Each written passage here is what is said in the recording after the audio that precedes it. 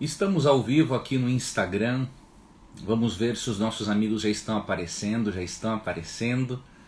Hoje nós vamos ter uma entrevista muito interessante com o pastor Jonas Madureira. Ele é autor de alguns livros e nós vamos começar especialmente falando de um livro, de uma obra dele, que me chamou muito a atenção, especialmente o capítulo 4 desta obra. A obra, o título é Inteligência Humilhada. E no capítulo 4, quando o pastor fala da teologia do autoconhecimento, ele apresenta uma compreensão antropológica do ser humano muito interessante e condizente com aquilo que nós pensamos também.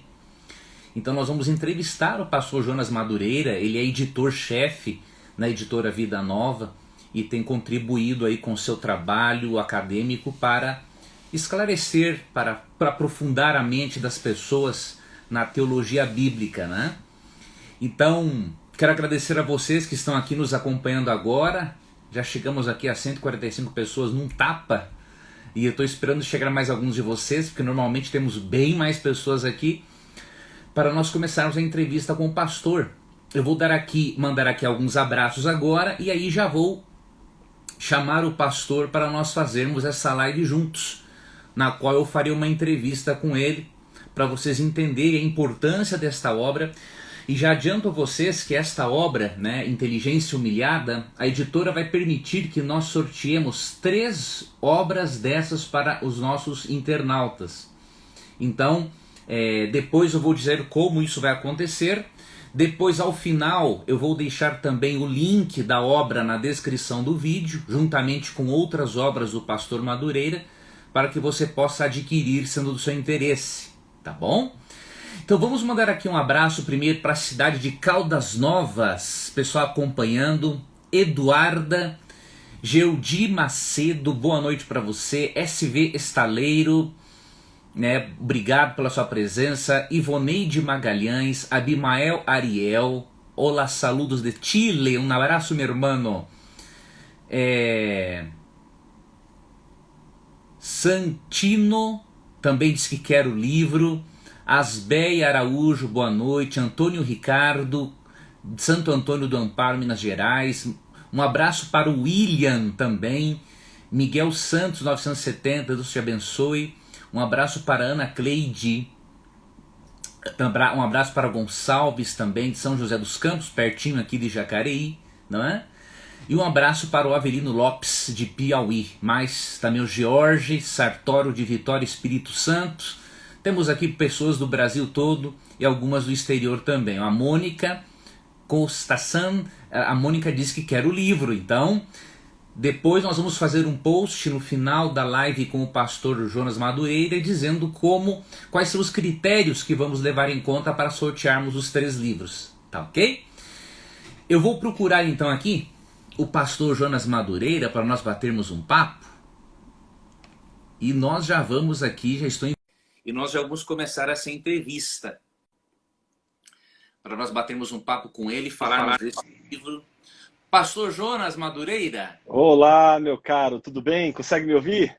Consigo te ouvir perfeitamente. Opa, muito bom, muito bom. Prazer estar aqui com você, professor Leandro. Ô, meu caro, satisfação muito grande falar contigo, viu? Prazer nosso. Eu não tenho só a sua obra Inteligência Humilhada, eu tenho aqui também aquela Tomás de Aquino e o Conhecimento de Deus, e tem uma obra sua mais antiga, sobre filosofia, do curso de Exato, Teologia Básica Vida Nova, né? Então, exatamente. eu sou um dos caras aí que gostam do que o pastor escreve, e agradeço a você aí, pastor, por nos dar a oportunidade de fazer essa entrevista contigo. Uma honra, meu caro, um prazer estar aqui com você. Obrigado. Pastor, nós antes queríamos parabenizar assim você, a editora Vida Nova, né? Porque vocês oferecem não só materiais de qualidade para a teologia brasileira, mas vocês dão vozes às pessoas que pensam um pouco diferente a teologia. E no seu livro eu pude ver que isso é uma das provas de que a editora Vida Nova leva muito a sério a parte acadêmica, né? Mesmo que nós criamos na existência de uma verdade absoluta que é Cristo, vocês dão vozes a pessoas que pensam um pouco diferente para escrever algumas coisas. Então, pastor, meus parabéns a você, ao Paulo, que é o diretor, e também ao Sérgio do marketing, né? Todos vocês fazem um trabalho aí de excelência.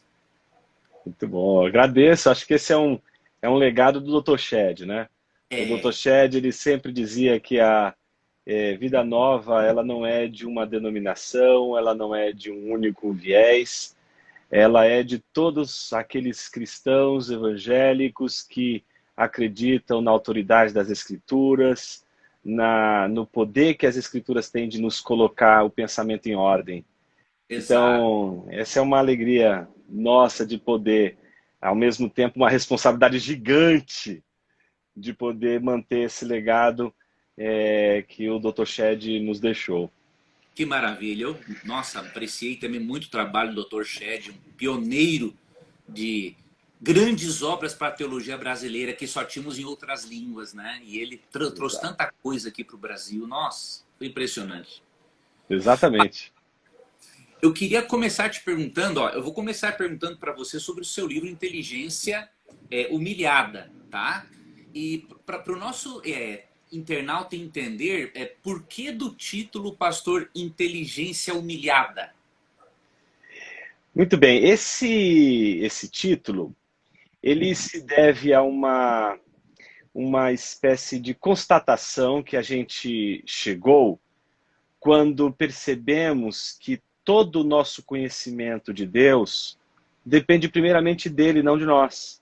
Exatamente. A ideia, portanto, de que se Deus não quisesse se revelar, nenhum homem seria capaz de conhecê-lo.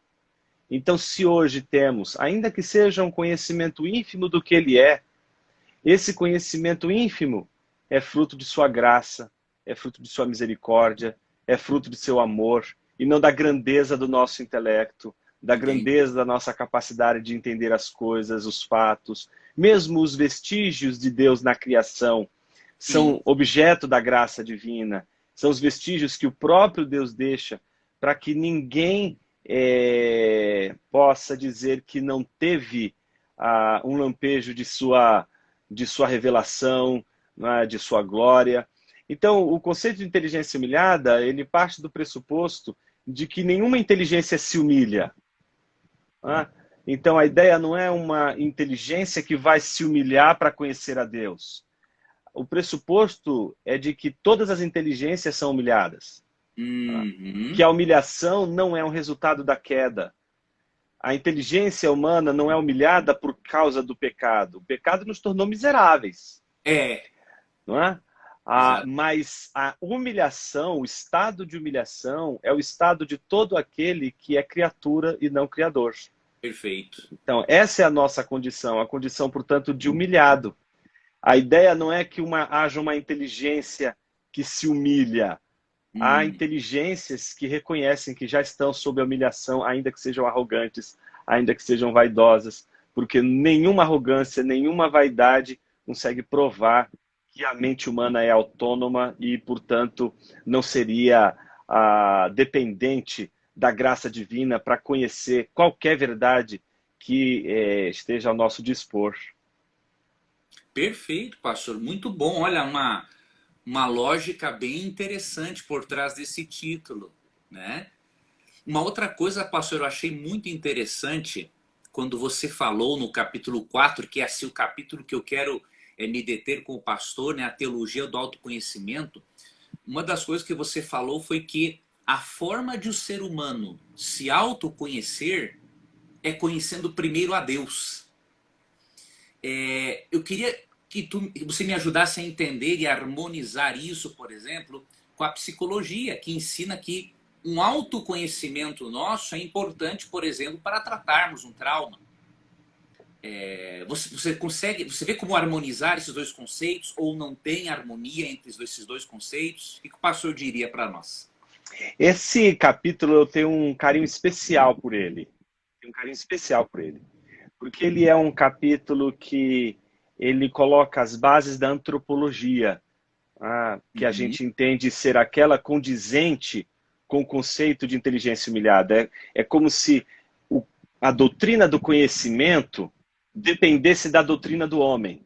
É como Entendi. se as duas doutrinas elas fossem Separa. uma, exato, inseparáveis, né? Eu consigo tratá-las de forma separadamente, né? Mas eu não consigo tratar de uma coisa sem que haja implicações em outra.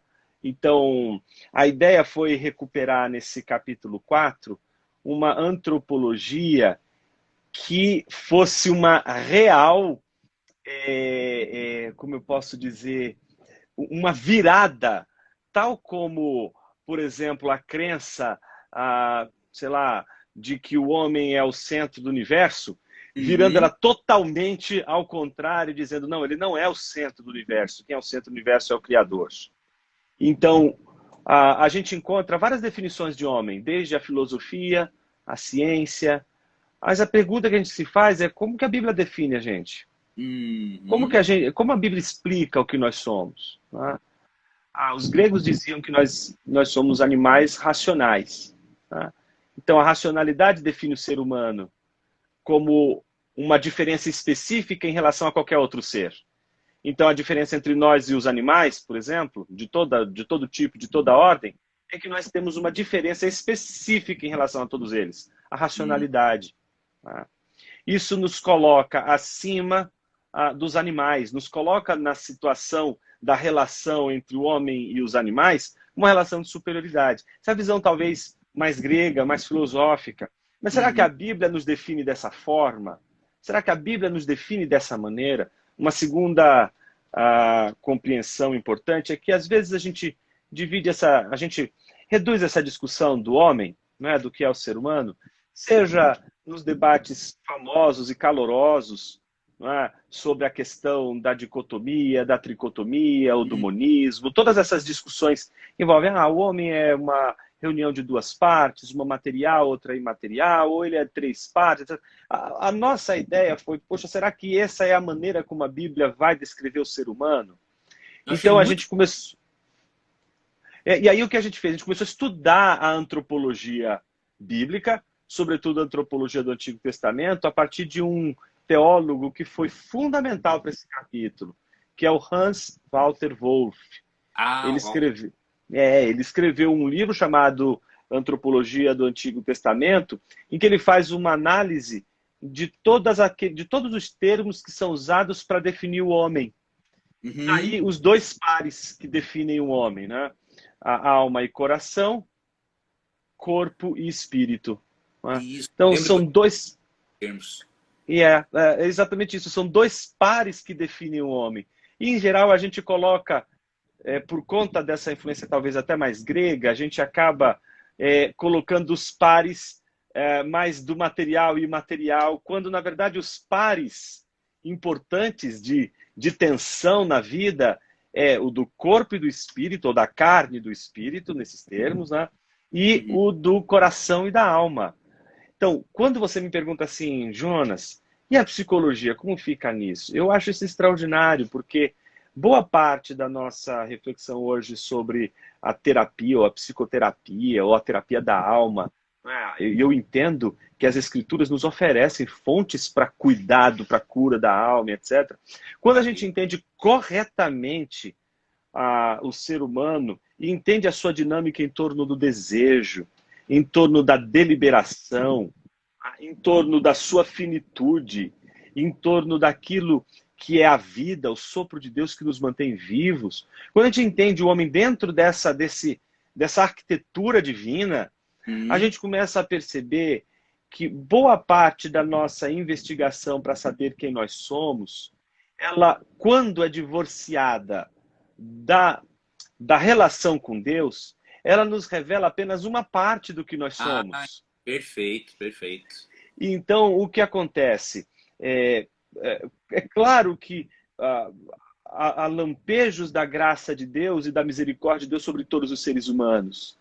E todo ser humano que busca autoconhecimento, de alguma forma, vai ter algum conhecimento de si e vai ter algum conhecimento de Deus. O problema é o ponto de partida. O ponto de partida. É o ponto de partida. Eu acho que quando a gente faz o caminho do conhece-te a ti mesmo, a gente vai para Sócrates. E aí a gente tenta conhecer a nós mesmos através do princípio de autonomia. Eu vou conhecer a mim mesmo. É. Quando a gente parte do conhecimento de Deus, a gente encontra o conhecimento de quem nós somos por um outro ponto de partida, que não é, em primeiro lugar, pela minha tentativa de construir uma explicação de quem eu sou com base na minha observação. Mas eu Uhum. começo a explicar quem eu sou a partir do que Deus revela. Eu entendo, Leandro, que Deus não revela só a si mesmo. Eu entendo que ele revela o homem. O Eu acredito. capítulo 4, o capítulo 4 ele está ali, a importância dele é porque ele está dizendo assim, se você acha que você dependia de Deus para conhecer ele e não dependia dele para saber quem você é, você está enganado. Porque a revelação de Deus não é só a revelação de quem ele é a revelação de quem nós somos. Se você quer saber realmente quem você é, não basta você mergulhar em si mesmo. Para você saber quem você é, você vai precisar do Criador, você precisa de Deus. Então eu entendo que uma psicologia que parte de um pressuposto de confiabilidade na Escritura, de confiança Uhum. em Cristo, ela vai entender que além da possibilidade que nós temos de conhecer quem nós somos pelos vestígios da criação, nós também podemos saber muito mais sobre quem nós somos quando a gente abre o coração para saber quem nós somos pelo que Deus nos diz que nós somos.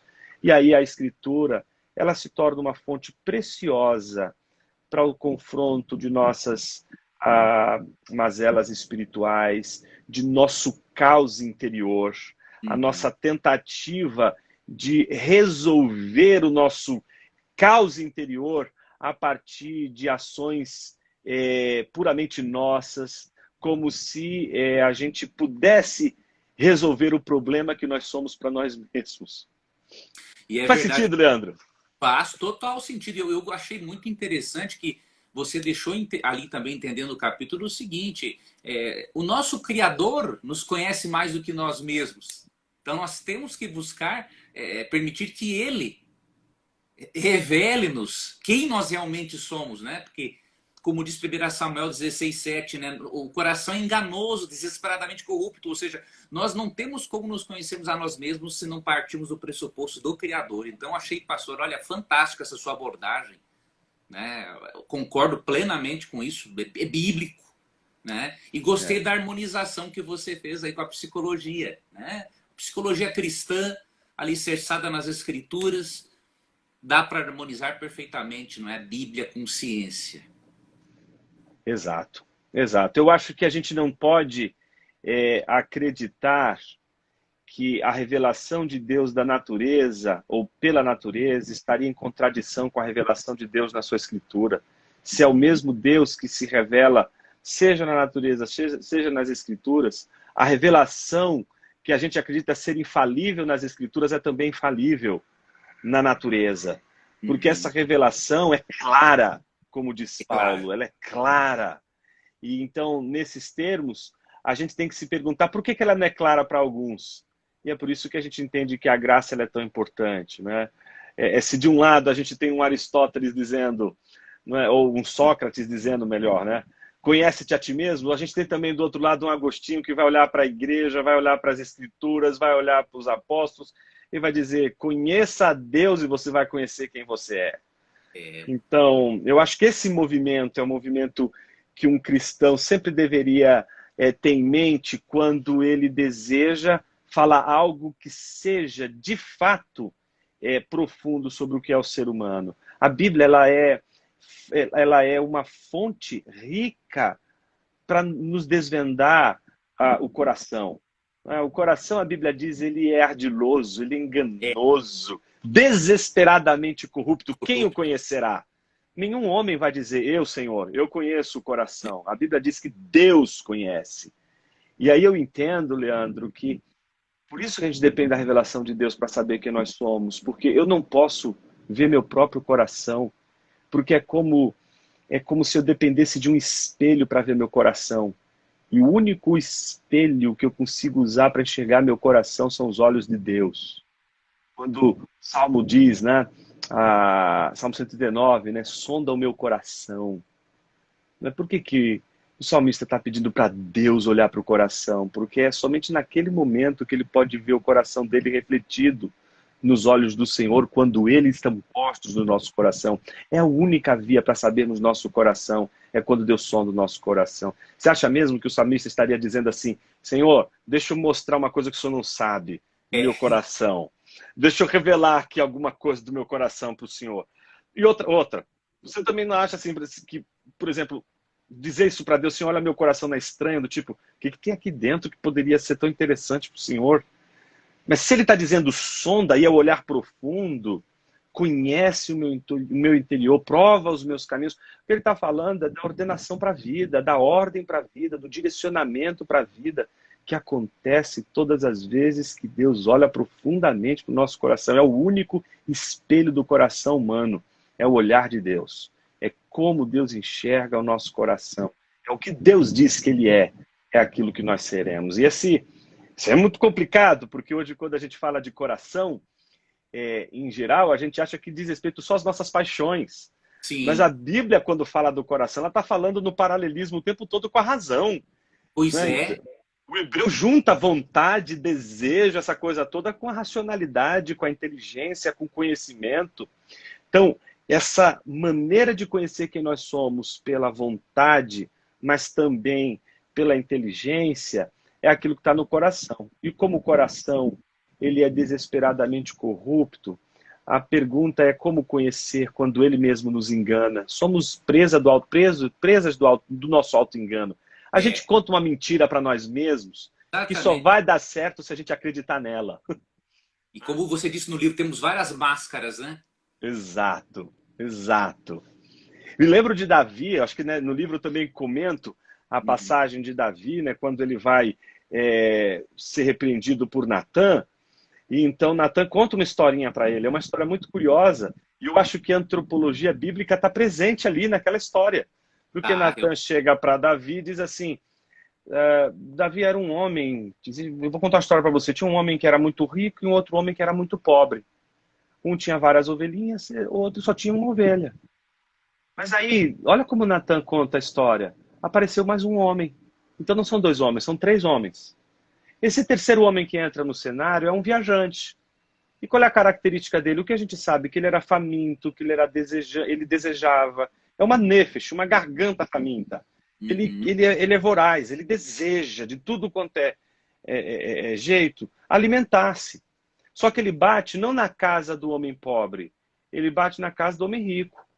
E quando o homem rico abre a porta e recebe o viajante, qual é a decisão dele? Ele tem que escolher, ele tem que deliberar, tem que pensar. Vou dar das minhas ovelhas ou eu vou tomar a ovelha do outro? Isso é cobiça, né? O pecado do Éden.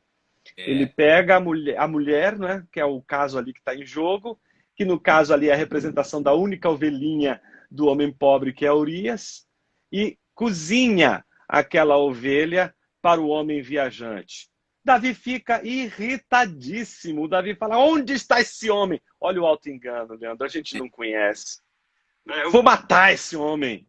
Mesmo estando óbvio, ele não se autoconhecia. Tá óbvio.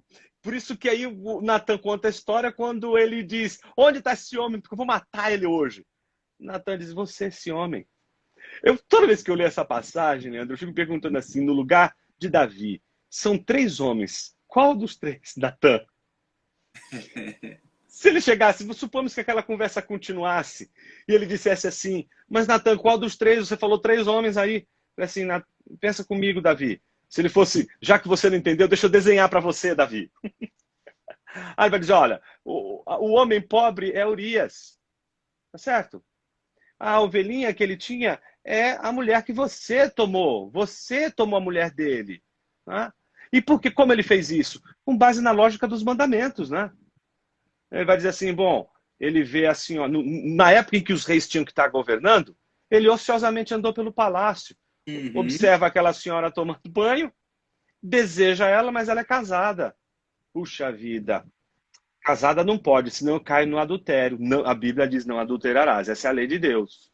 Como é que ele pode praticar o auto-engano do coração para poder realizar aquilo? Bom, Se ela for viúva, a viúva pode.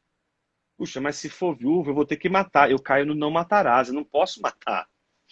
Né? Mas e se eu mandar para uma batalha em que ele vai ser morrido? É.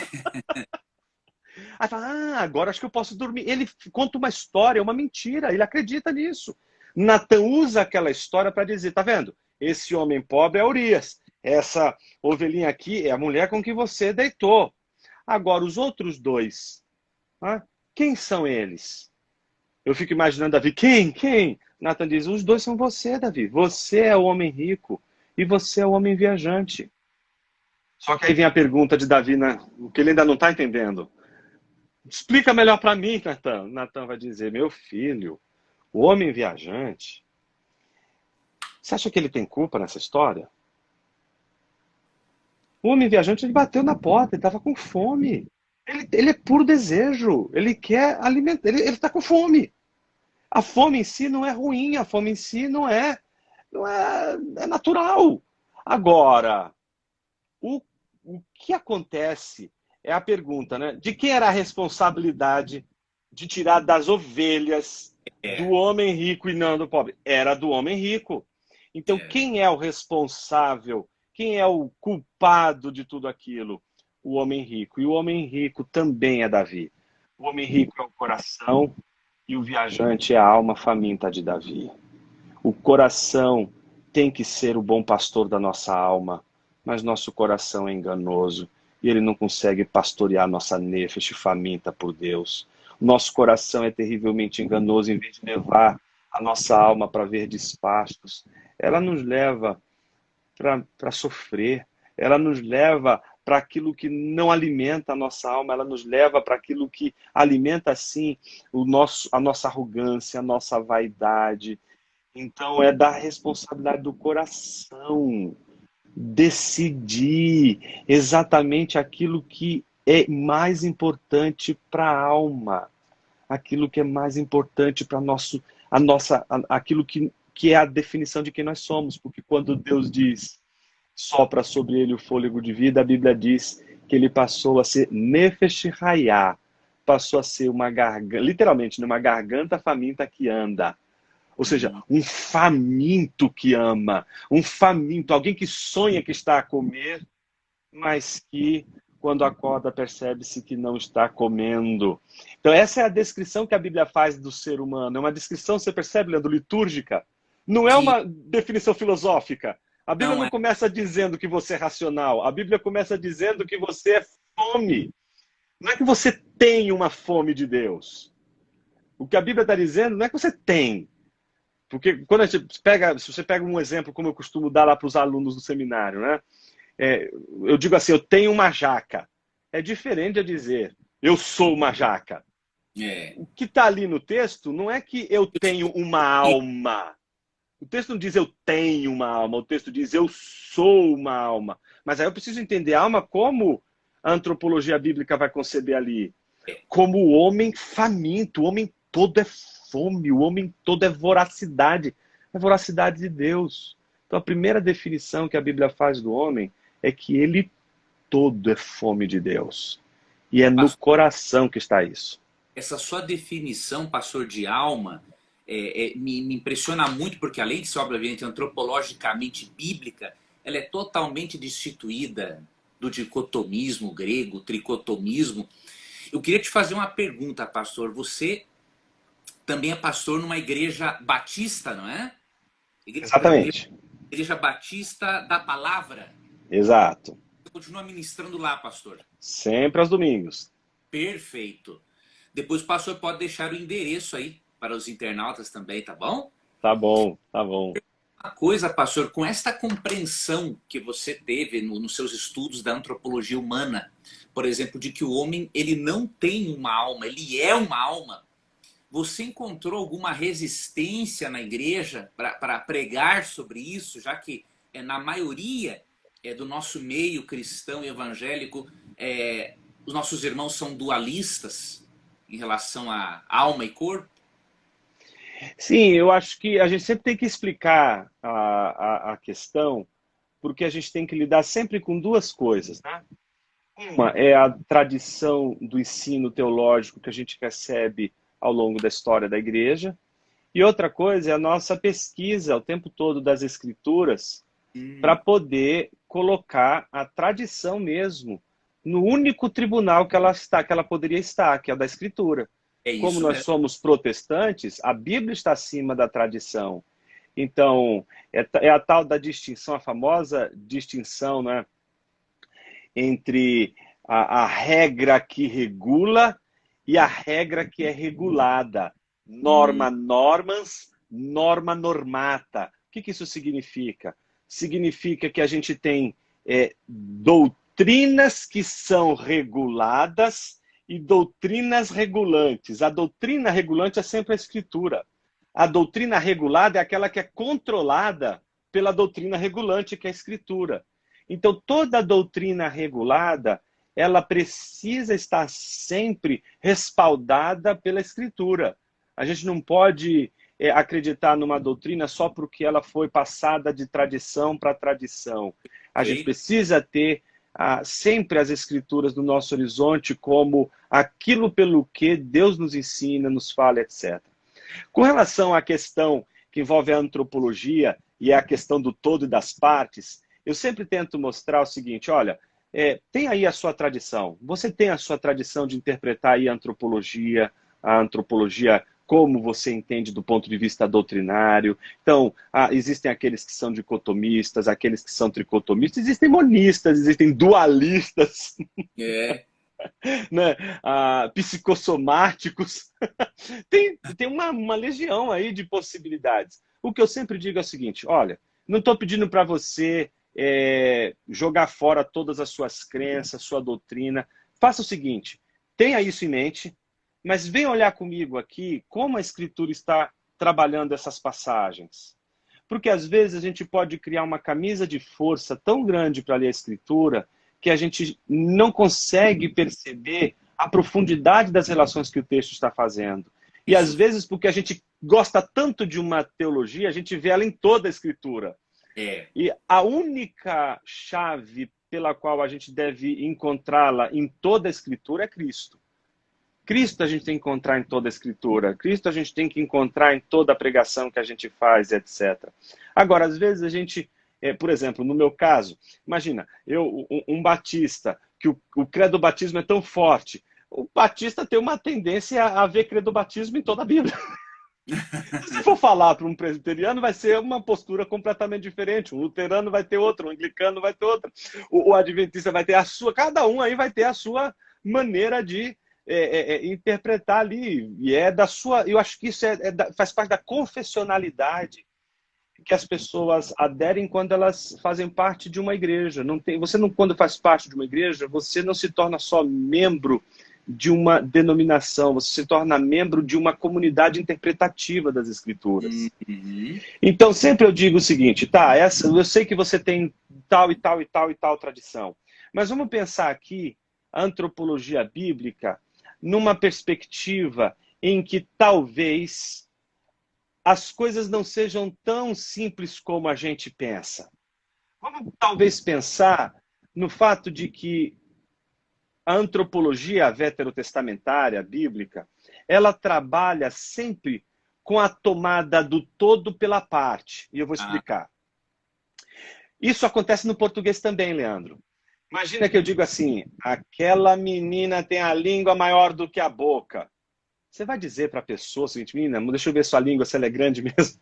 Não, não é literal. não Você é não está literal. falando da língua daquela menina, você está falando Tomou que a menina toda isso mesmo, todo é pela uma parte. boqueira. Exato. Você toma. Eu digo assim: o menino enfiou os pés pelas mãos. Você está dizendo que é os pés dele que é o culpado de ele. Não, você está dizendo que ele é precipitado. Ele todo é precipitado. Então você usa uma parte, né, para designar o todo do ser humano. Então, Uhum. eu entendo que isso acontece com Nefesh, isso acontece com Lev ou Levav, isso acontece com Bassar, isso acontece, não é, com Ruach. Muitas e muitas passagens das Escrituras, essas partes, elas são usadas para designar o todo. Vamos voltar para a questão da nefesh, por exemplo. Nefesh em hebraico pode significar literalmente essa parte do corpo que é a garganta. É só. Então, é a parte explicando o todo do homem. Aí você fala assim, mas Jonas, o que tem a ver a garganta com o todo? O hebraico ele tem uma vantagem enorme em relação ao grego, por ele não ser analítico diferenciador. Isso é um termo técnico para dizer o que é muito comum no português, no grego, no latim. A gente tem palavrinha para tudo. Né? A gente tem que definir várias coisas.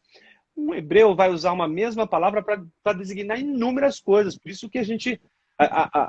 o campo semântico dessas palavras são muito maiores e geram muito mais ambiguidade do que acontece, por exemplo, em línguas como o grego, o latim, o português, né, no nosso caso.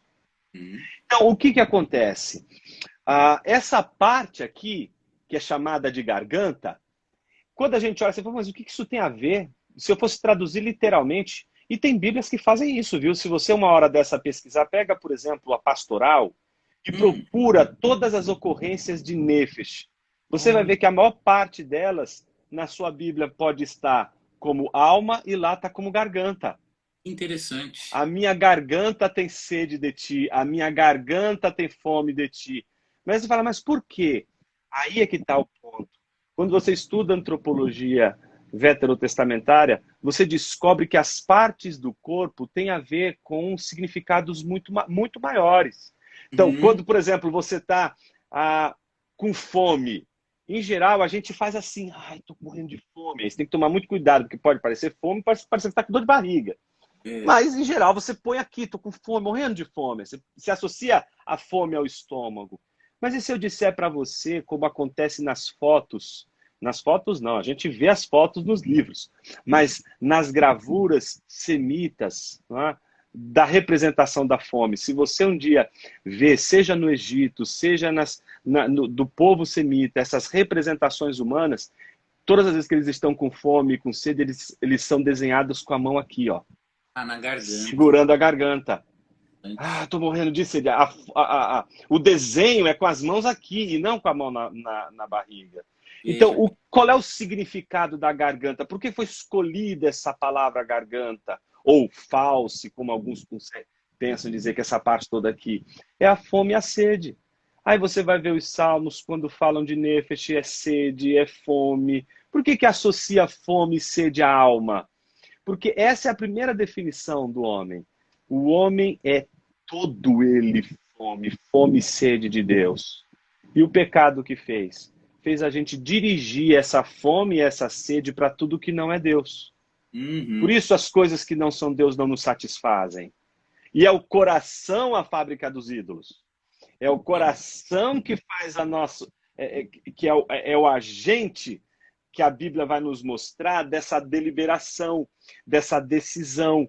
Então, o coração não aparece ali na formação do homem inicial. O coração vem depois. A gente vai vendo o coração na maneira como o homem vai lidando com o seu desejo, né? Vai lidando com as suas vontades. E é sempre racionalidade, sempre vontade. As duas coisas sempre estão reunidas ali. É muito interessante, né, pastor? Enquanto, por exemplo, Platão dizia que o corpo é a prisão da alma, né? 1 Coríntios 6,19 diz que o corpo é o templo do Espírito Santo. Então, a Bíblia valoriza o material, como tu falou, ela descreve a parte pelo todo, ela não tem essa dicotomia entre corpo e alma. Eu fico muito contente, pastor, de ver o resultado do seu estudo nesse capítulo 4. Ficou muito interessante. E essa questão da carne, do corpo, por exemplo, para nós, a gente tem que tomar muito cuidado quando a gente traduz carne na Bíblia, porque ela tem vários sentidos, mas dois são fundamentais, que é o sentido existencial e o sentido moral. O sentido moral é aquele que nunca se aplica a Jesus, por exemplo. Jesus não é carnal, mas a gente aplica o Jesus como verbo encarnado. Dizer que Jesus é o verbo encarnado é dizer que Jesus é passivo de morte. Então, a carne, a dimensão existencial, é aquela dimensão que aponta para a nossa finitude. Uhum. Mas olha que coisa curiosa. O princípio da carne é Bassar. E Bassar nunca poderia ser concebido sem o Ruach. Hum. Você já viu aquela passagem que diz: Te darei um coração de carne e não de Não, pedra? Ou pedra. transformar o coração de pedra num coração de carne? Exatamente por isso, porque Ruach nunca se derrama em pedra. O suporte do Ruach no mundo que Deus definiu é a carne. É a carne. Derramarei o meu espírito sobre toda a carne. Hum. Então, quando você vai para o vale de ossos secos, tem tudo, tem carne, tem tudo, mas não havia neles Ruach. Então, o que é interessante, Bassar não é visto de forma negativa, como você disse, não é só no Novo Testamento. No Antigo também, a carne é vista como algo positivo, como aquilo que é vivo. Porque depois que, como diz Eclesiastes, né, o Ruach volta para Deus, Bassar vira nevela, vira cadáver. A Hum. designação é outra. Então, é muito interessante como a gente precisa, de alguma forma, trabalhar os conceitos tentando entendê-los dentro de um campo semântico que envolva não só o conceito em si, mas a sua relação com os outros. A Com os outros. relação do espírito com a carne, a relação do coração com a alma. Essas relações são interessantes porque não são relação entre partes. São todas elas relações do todo que o homem é, do todo que o ser humano é. Excelente, pastor. Nossa, eu gostei muito, pastor, dessa sua obra. Esse capítulo me chamou muito a atenção, especialmente por você não apresentar uma visão dicotomista ou tricotomista do ser humano. Mas eu queria, pastor, nessa nossa live, aproveitar a oportunidade e te perguntar sobre um outro livro seu que chegou às minhas mãos. E o título é esse livro aqui, pastor: Tomás de Aquino e o Conhecimento de Deus, a imaginação a serviço da teologia. A minha pergunta, pastor, é a seguinte: o que, que o leitor pode esperar desse livro seu aqui? Esse livro, Leandro, ele é, em primeiro lugar, uma maneira de nós tentarmos resgatar, no mínimo, um respeito a um teólogo que é fundamental para a história da igreja e que muitos de nós protestantes criticamos sem ter lido. Uhum. E ele tem um valor enorme. A gente não precisa, um protestante não precisa concordar com o que Tomás de Aquino diz, mas para discordar é preciso ler, Precisa é ler. preciso conhecer. Então, o que eu tentei? Eu tentei escrever um livro em que mostrasse as dificuldades, em primeiro lugar, que gente que vem da minha tradição tem quando lê Tomás de Aquino, que é uma outra tradição. Uhum. Então, é muito difícil, é um texto muito difícil. O texto de um amigo para mim, que disse para mim esses dias, Leandro, o seguinte: Jonas, eu entendi seu livro, mas eu não entendi Tomás de Aquino. O texto dele é muito difícil. Se eu tivesse que ler o texto só do Tomás de Aquino, eu nem teria lido mais. Eu só li e consegui entender depois o texto do Tomás, porque você foi como se, foi como se você tivesse pego minha mão e me levado assim: olha, agora isso é isso, presta atenção naquilo e etc. Então, esse livro, ele tenta pagar uma dívida que eu acho que nós temos em oferecer uma leitura responsável de Tomás, que não seja uma leitura depreciativa, mas que Perfeito. seja uma leitura que reconstrua a natureza do conhecimento de Deus tal como ele entende, e mostrando para o leitor, principalmente, que é o que para quem eu realmente escrevi, que são, na maior parte, desconhecedores de Tomás de Aquino, pudessem, nessa obra, saber que realmente ele é um autor difícil, ele é um autor muito prestigiado, mas como diz o Chesterton, né? Ele diz que a Suma de Teologia é o texto que você pode elogiar sem nunca tê-lo lido. Então é o texto que todo mundo vai dizer: não, a Suma de Teologia é maravilhosa, mas você nunca leu, né? Vai ser mesmo, porque ela é algo extraordinário, mas só quem lê sabe o quanto é difícil. E às vezes, numa pesquisa que a gente vai fazer e etc., se a gente tem ali o caminho das pedras para ajudar, eu Ou acho que dá um horizonte. Então, esse livro foi exatamente isso. Ele foi, foi escrito para ajudar aqueles que nunca leram um texto da Suma de Teologia a pegarem um artigo da Suma de Teologia e vem estudar comigo esse artigo da Suma de Teologia. Né? O pensamento Tomás é muito sintético, mas isso não significa que ele não seja profundo. Tem muita coisa ali a ser dita e a ser pensada. Então, é um livro para apresentar a tese principal de Tomás de Aquino, que é o conhecimento de Deus, e, ao mesmo tempo, ajudar a entender esse teólogo tão fascinante que é Tomás de Aquino. que maravilha, pastor. Olha, é muito bom nós deixarmos bem claro assim para o internauta, porque muitos internautas, pastor, têm dificuldades, né? Quando nós estudamos um teólogo, alguns já me disseram assim, por que você estuda um teólogo e não estuda a Bíblia? Eu estudo a Bíblia, mas eu também quero saber o que Deus pôde iluminar esse teólogo para ele compreender da Bíblia. Então, a obra do pastor Jonas é espetacular, não está fazendo para você, amigo internauta, não vou estudar a Bíblia porque eu vou ler um teólogo. Não, você vai conhecer um teólogo respeitado, que teve uma grande influência.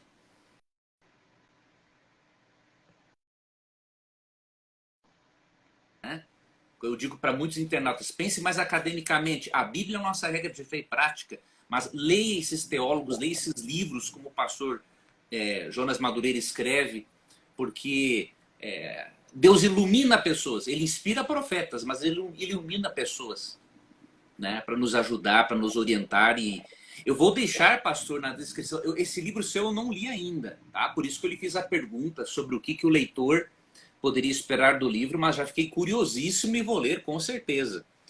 Eu vou deixar, pastor, na descrição da nossa live, os links, amigos internautas, tanto deste livro aqui, de Tomás de Aquino, para você ver o que Tomás de Aquino pensava a respeito de Deus, tá? E também o livro Inteligência Humilhada. Eu já vi um comentário aqui, pastor, que falou que o livro é maravilhoso. Já vi um comentário aqui no Instagram, viu? Um livro aplicado e maravilhoso. Então, bom ver que os internautas já estão conhecendo a sua obra.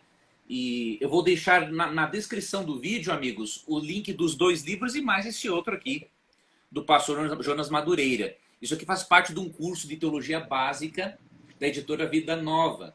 Então, para quem quer estudar filosofia, isso aqui é uma introdução excelente. Por quê? Porque às vezes pensamos que estudar filosofia é ir contra Deus, e não é bem assim. Então, eu recomendaria também este livro do pastor Jonas Madureira para você ver que a filosofia pode ser, sim, usada a serviço de Cristo. Se você usar a boa filosofia e não a má filosofia. Tá? Pastor, o que eu quero fazer mesmo é te agradecer, viu, por essa entrevista. Viu? Que momentos preciosos o pastor proporcionou para nós aqui. Eu que agradeço, Leandro, a oportunidade de discutir esse tema tão importante. Eu tenho um carinho enorme pelo capítulo 4 e eu fiquei realmente surpreso quando você automaticamente pensou sobre a relação do capítulo 4 com a psicologia. Eu realmente acredito que esse capítulo 4 é uma contribuição para quem trabalha com aconselhamento, psicoterapia. Eu acho que ele tem fundamento para pensar muita coisa ali, para trabalhar muita coisa. É um dos capítulos que eu tive mais prazer em escrever. Não é? Eu tinha saído do capítulo 3, que é o dobro, é o único capítulo que é o dobro em relação a todos os outros, e o mais denso, o mais terrível deles, que é o do problema do mal. E ele foi denso, pesado, né? Termina com a questão, a defesa do lamento, aquilo que ele tem chamado de orações sujas, né? E aí abre com a antropologia, e foi um momento muito interessante, o momento que eu tive de escrever. E eu acho que quando você falou psicologia, eu falei, puxa, ele sacou um ponto que eu sempre pensei ali, isso aqui é um caminho para ajudar o pessoal que tem se envolvido com psicologia e com aconselhamento e que quer usar esses dons para cuidar do povo de Deus, para exercer essa profissão e esse cuidado, não é, com tanta capacidade que Deus dá, mas também com a inteligência bíblica a seu favor. Então, eu fiquei muito feliz pela Que nossa bom. conversa, fiquei feliz de te conhecer. O Sérgio já tinha me falado bastante de você, e então foi uma alegria enorme poder te conhecer, ainda que seja virtualmente pela live do Instagram, mas eu espero que a gente um dia possa se conhecer pessoalmente. Vai É um ser um enorme prazer. Pastor, diga para nós o endereço da sua igreja. Eu estava quase esquecendo disso. Nossa igreja, ela está, ultimamente, ela está se reunindo num auditório. Esse auditório a gente não tem ainda divulgado o endereço por conta da questão da pandemia, mas o Perfeito. que eu pediria? Que aqueles que querem conhecer possam entrar no Instagram da igreja, que é @Batista da Palavra, não Perfeito. é? E ali você vai encontrar as informações de inscrição, e quando você faz a inscrição, você recebe o endereço da igreja. A gente, infelizmente, está fazendo isso nessa forma para que não aconteça de pessoas chegarem lá e não conseguirem entrar Tá certinho. por conta da situação da pandemia e tal. Então, a gente tem feito, por enquanto, esse controle para que a gente possa ter ali cumprir os protocolos, né?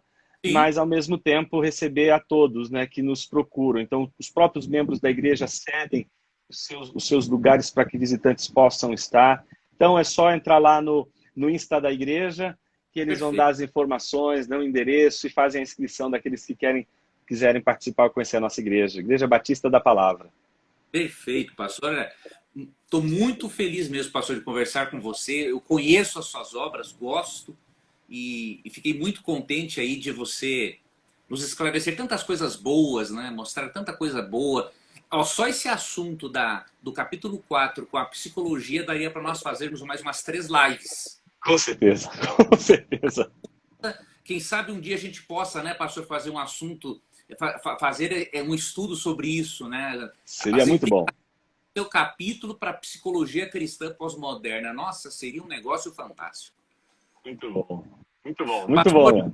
obrigado, viu? Olha, que Deus te abençoe por separar esse tempo para passar comigo, com o meu público, o seu público também, que nos acompanhou, né? Que Papai do Céu continue guardando ao pastor, a sua família, né? Iluminando a sua mente para você aí repartir esses conceitos, esses pensamentos, né, que vêm do Espírito para conosco, tá bom? Tá joia, Leandro. Foi um prazer, viu? Deus abençoe a você e a todos aqueles que te acompanham, que você possa prosperar nos seus caminhos. É isso que eu desejo, do fundo do coração. Deus te abençoe, meu irmão. Deus te abençoe, meu irmão, também, viu? Muito obrigado pelo carinho, tá? Tá joia. Até logo, pastor. Tchau, tchau. Tchau.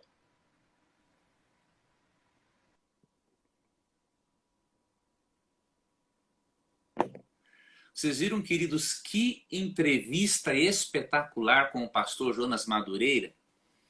Eu tenho certeza que vocês foram e serão muito abençoados. Eu estou vendo aqui muitos comentários de pessoas dizendo que bênção, que maravilha, que entrevista. Pastor Jonas Madureira é um homem usado por Deus, um estudioso, um acadêmico. Então você pode ter certeza, mesmo que você não venha concordar com tudo aquilo que ele escreve ou explica ou crê, isso não importa. Você tem que aproveitar tudo aquilo de bom que Deus dá à mente de um servo seu quando ele o ilumina, né? Então eu agradeço muito a vocês por terem acompanhado esta live, essa entrevista.